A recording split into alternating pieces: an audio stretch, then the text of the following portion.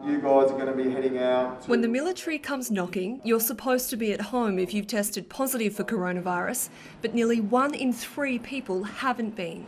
It is simply unacceptable for you to have this virus and not be at home. More than 100 people have been referred to police. Some weren't home twice in the one day. It's time to get tough. It's time to bring in, whether it's hotel quarantine at their expense, whether it's monitoring bracelets or really tough fines. Another 627 cases overnight have stoked calls for tougher controls. We really do need to step up our efforts, and indeed, the call for further restrictions, which is what we've made for a little while now, I think is really reaching a time where we just have to act. On another dark day for Victoria. Hello.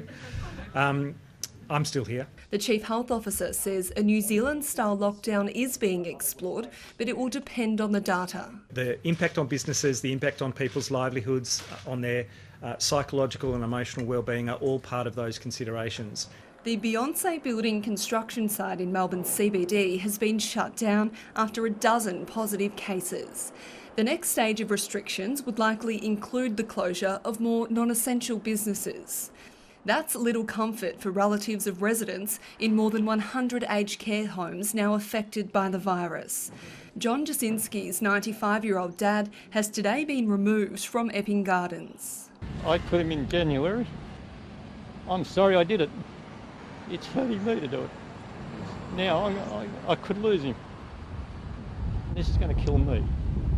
All residents have now been evacuated from the state's worst affected nursing home, St Basil's.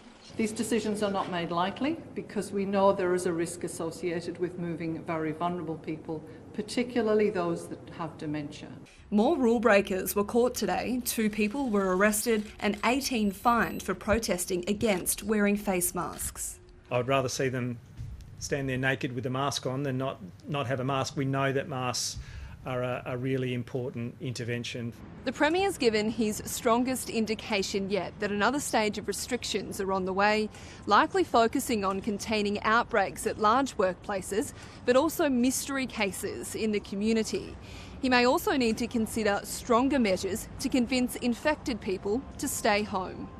Bridget Rollison, ABC News, Melbourne.